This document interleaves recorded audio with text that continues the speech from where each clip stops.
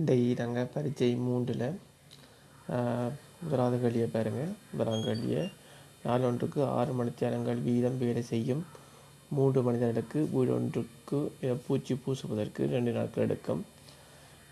தரவுன்னு வந்திருக்காங்க. மனித மணித்தியாலங்கள் சமன் மனிதன் தர நாட்கள் தர மணித்தியாலம். முதலாவது கேள்வி, வேலையின் மொத்த அளவை மனித மணித்தியாலங்களில் காண்க. இப்போ வேலையின் மொத்த அளவுன்றதும் மனிதன மணித்தியாலத்தால் பெருக்கி அதை நாட்கால பெருக்க வாரதான். ஆகவே முதலாவது கேள்வியை பாருங்கள். வேலையின் அளவு சமன் 3 தர 6 தர 2 மனித மணித்தியாலங்கள். அப்போ பெருக்கினீங்கன்னா 36 மனித மணித்தியாலங்கள் 2 பேர். அடுத்தது ரெண்டாவது கேள்வியை பார்ப்போம். 4 9 மணித்தியாலங்கள் வீதம் வேலை செய்யும் 2 மனிதர்களுக்கு இதே அளவான வேலையை செய்து முடிப்பதற்கு எத்தனை நாட்கள் எடுக்கும் இருக்காங்க. ஆகவே அந்த மேலே காணப்பட்ட வேலையின் அளவு சமனாக இருக்கும். அப்போவும் ஆகவே அந்த வேலையின் அளவை இந்த மணித்தியாலத்தை மனிதர்களை பெருக்கி தர நாட்கள் எண்ணிக்கை நான் எக்ஸண்ட் எடுத்து தெரியாது. ஆகவே நான் வேலை செய்து முடிப்பதற்கான தேவையான நாட்கள் எண்ணிக்கை எக்ஸண்ட் எடுக்கிறேன். அப்போ நாட்கள் எண்ணிக்கை மனிதராலையும் மணித்தியாலத்தாலையும் பெருக்கி வாரது ஏற்கனவே கண்டுபிடிக்கப்பட்ட வேலையின் அளவு சமனாக இருக்கும். அப்போ பெருக்கினீங்கன்னா 18 x சமன் 36 இருக்கும். இங்கே 18 வெட்டுப்பட்டுன்னு சொன்னால் வெட்டப்படும். இந்த 36 18 பிரிச்சுட்டிங்கன்னு சொன்னால் 2 பேர். ஆகவே 2 நாட்கள் போதுமானதாக இருக்கும் ஒரு அந்த வேலையை முடிப்பதற்கு. அடுத்த கேள்வி கேள்வி, ரூபாய் 250,000 பெறுமதியான வாகனம் ஒன்றை இறக்குமதி செய்யும் போது அதன் பெறுமதியில் 15% தீர்வையாக செலுத்த வேண்டும். தீர்வையாக செலுத்திய பின் வாகனத்தின் பெறுமதியை காண்க. அதாவது கேள்வி. அப்போ தீர்வையாக செலுத்திய பின் வாகனத்தின் பெறுமதி கேட்டாங்கண்டா என்ன செய்யணும்னு கேட்டிங்கன்னா, 100 ரூபா பொருள பெறுமதின்னு சொன்னால் தீர்வை செலுத்திய பின் அந்த பொருள பெறுமதி 115 ரூபாயாக இருக்கும். ஆகவே 750,000 ரூபா பெறுமதியான பொருளுக்குரிய தீர்வையாக செலுத்திய பின் வாகனத்தின் பெறுமதி கேட்டாங்கன்னா 100 மேல் 115 தர 750,000. ஆகவே இங்கே பார்த்தீங்கன்னா தெரியும், இந்த 2 0 இந்த 2 0 விட்டுப்படும். 2 0 இந்த 2 0 விட்டுப்பட்டு மிச்சமாக இருக்கிற 115 தர 7,500 பெருக்குனீங்கன்னு சொன்னால் ரூபாய் 162,500 2 பேர். ஆகவே தீர்வை செலுத்திய பின் வாகனத்தில் பெறுமதி ரூபாய் 162,500 இருக்கும். அடுத்த கேள்வியை பார்ப்போம். தற்போதைய பெறுமதியில் 12% லாபமாக பெறப்படுமாறு அவ்வாகனமானது விற்பனை செய்யப்பட வேண்டிய விலையை காண்க. இப்போ என்ன செய்கிறாங்கன்னா, தற்போதைய பெறுமதியில் தீர்வை செலுத்திய பின் வார பெறுமதியிலேருந்து 12% லாபம் வச்சு விற்கிறாங்கன்னு சொன்னால் விற்கப்பட வேண்டிய விலை தான் கேட்டுறாங்க. அப்போ அதுக்கு என்ன செய்வோம், 100 ரூபா ஒரு பொருள் விலைன்னு சொன்னாங்கன்னு சொன்னால் உங்களுக்கு தெரியும் 112 ரூபாயாக இருக்கும். அது விற்ற விலையாக இருக்கும்.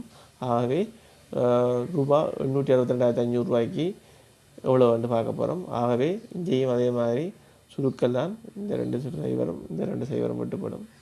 8 0 விட்டுப்பட்டுன்னு சொன்னால் மிச்சமாக இருக்கிற 112 தர 8,625 பேருக்குனீங்கன்னு சொன்னால் ரூபாய் வார பெறுமதி வரப்போகுது. இதான் விற்கப்பட வேண்டிய விலையாக இருக்கும். ரூபாய் 966,000 ரூபா வரப்போகுது.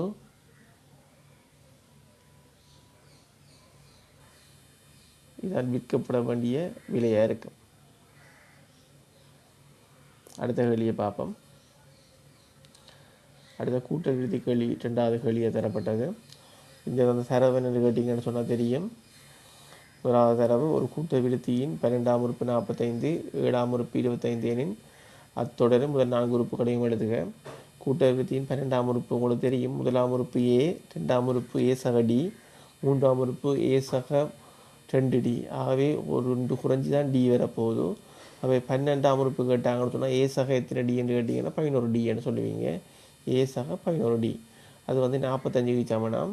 அடுத்து இன்னொரு தடவை வந்திருக்காங்க, 7ஆம் உறுப்பு 25 வந்திருக்காங்க. 7ஆம் உறுப்பு கேட்டாங்கன்னா A சக 6D என்று வரும். அப்போ A சக 6D சமம் 25. அப்போ 2 சமன்பாடு வருது. இது ஒருங்கமை சமன்பாடு. இதை தீர்த்திங்கின்ற வார ஏயும் டியும் தான் அதில் முதல் உறுப்பும் பொது வித்தியாசமாக இருக்கும். அப்போ இதை எப்படி தீர்க்கிறன்றது ஏற்கனவே தெரியும் உங்களுக்கு. இதெல்லாம் சொல்கிறேன் பாருங்கள். இதில் பாருங்கள், A 2 சமனாக இருக்குது. ஆகவே நாங்கள் என்ன செய்யலாம், ரெண்டும் குறுப்புகள் குறி பார்த்தீங்கன்னா தெரியும், ஒரே குறியாக இருக்குது. அப்போ முதலாம் சாம்பாளத்தில் ரெண்டாம் சாம்பாளை கழிச்சு விட்டிங்கன்னா சரி. அப்போ முதலாம் சாம்பாளத்தில் ரெண்டாம் கழிச்சாமல் கழிக்கக்கூட கவனிக்கணும் என்றால் பேக்கெட் போடணும். பேக்கெட் போடட்டா நீங்கள் என்ன செய்வீங்க, பிள்ளை வர்றதுக்கான வாய்ப்பு கூட. அப்போ ஏசாக 11Dயிலேருந்து கழிக்கிறேன், ஏசாக 6Dயை கழிக்கக்கூட இந்த மைனஸ் அளவு பெருக்கணும்ன்றதை வந்துடப்படாது. இப்போ பாருங்க, சகையையும் சகையையும் பூச்சியமாயிரும். பூச்சியமாயிட்டேன்னு சொன்னால் அங்கால 45லேருந்து 25 போச்சுண்டா 22 வரும். இப்போ 11Dயிலேருந்து 6D போச்சுண்டா 5D = 22 வரும். இப்போ பார்த்தீங்கன்னா இந்த 5 சுருக்குனீங்கன்னு சொன்னால் 20 முறை 4 முறை 2 வரும். அப்போ ஆகவே பொது வித்தியாசம் D = 4 வருது. இந்த D = 4 வந்து ஏதாவது ஒரு சமன்பாட்டில் கொண்டு பிரதியிடலாம். முதலாம் சமன்பாடு ரெண்டாம் சமன்பாடையும் கொண்டு பிரதியிட்டீங்கன்னா சரி. அப்போ முதலாம் சமன்பாடை பிரதியிட்டீங்கன்னா D = 45, டிக்கு 4 போட்டிங்கன்னா 44, அதன் கழிபடும் கழிவட்டி A = 1 வரும். அது இப்போ கண்டுபிடிச்சாச்சு. எங்களுக்கு A = 1 D = 4 கண்டுபிடிச்சேன்னு சொன்னால் விருத்தி எடுத்துட்டோம். முதல் 4 உறுப்புகள் கேட்டவங்க. அப்போ முதலாம் உறுப்பு 1, ரெண்டாம் உறுப்பு 5, 5 4 கூட்டிங்கன்னா 9, 9 4 கூட்டிங்கன்னா 13. ஆகவே முதல் 4 உறுப்புகளையும் வெளியிட்டோம். அடுத்த கேள்வி கேட்டிருக்காங்க, 20ஆம் உறுப்பு யாது என்று கேள்வி கேட்டிருக்காங்க. அடுத்து 20ஆம் உறுப்பு பார்ப்போம். 20ஆம் உறுப்பு T20 உங்களுக்கு தெரியும். T20 A = 19Dயாக இருக்கும். அப்போ 1 சக முதலாம் உறுப்பு 1, D வந்து 4 19 4 பெருக்கி 1 கூட்டணும். ஆகவே 19 4 76, 76 3 77 வரும். ஆகவே 20ஆம் உறுப்பு 77. அடுத்த 3வது கேள்வியை பார்ப்போம். 3வது கேள்வி, முதல் 32 உறுப்பு கூட்டுத்தொகை காண்கன்னு கேட்டுருக்காங்க. ஆகவே முதல் 32 உறுப்பு கூட்டுத்தொகைன்னு கேட்டாங்கன்னா SN கூட்டுத்தொகை சமன்பாடு n=2 × 2 சக n-1 × D. அப்போ இதில் கொண்டு 32 கொண்டு n-க்கு பதிலாகவும் A-க்கு பதிலாக 1, D-க்கு பதிலாக 4 கொண்டு பிரதிட்டிங்கன்னா S32 கண்டுபிடிக்கலாம். S32 32 உறுப்பு கூட்டுத்தொகை. ஆகவே 32 பிரிச்சிங்கன்னா 16 வரும். இங்கே 31 4 பெருக்கி 2 1 2 2 கூட்டணும். அப்போ 124 சக 126, அப்போ 126 தர 16 2016 வரும். ஆகவே 32 உறுப்பு கூட்டுத்தொகை 2016 இருக்கும். அடுத்த கேள்வி கேட்டவங்க 37 விருத்தியின் 10ஆம் உறுப்பு என்று தொடரும் 10ஆம் உறுப்பு என காட்டுக என்று கேட்டவங்க 4ஆம் கேள்வி. அப்போ TN = A = n-1 Dயை போட்டுட்டு 37 TNக்கு பதிலாக 37, இல்லை நான் என்னாம் உறுப்பு தான் காட்டுறேன். 37 எத்தனையாம் உறுப்பு காண போகிறேன். அதில் A வந்து 1, D வந்து 4. ஆகவே இங்கே கொண்டு கழிவட்டு 36 வரும். அப்போ 4 பிரிக்கி கொண்டு இருக்குது. 1 இதை விரித்து போட்டும் செய்யலாம், இல்லைன்னு சொன்னால் பிரித்து போட்டு இதை அடை பண்ணிக்கலாம். இந்த 4 2 பக்கம் பிரித்து விட்டிங்கன்னு சொன்னால் இங்கே 36 4 பிரிச்சிங்கன்னா 9 வரும். -1 அளவை கூட்டுப்பட்டு 10 வரப்போகுது. ஆகவே 37 எத்தனையாம் உறுப்பு வந்திருக்குன்னு சொன்னால் 10ஆம் உறுப்பு வந்திருக்கு. அப்போ 37 தொடரும் 10ஆம் உறுப்பாகும் என்பதை நாங்கள் காட்ட சொன்னவங்க நாங்கள் காட்டிட்டோம்.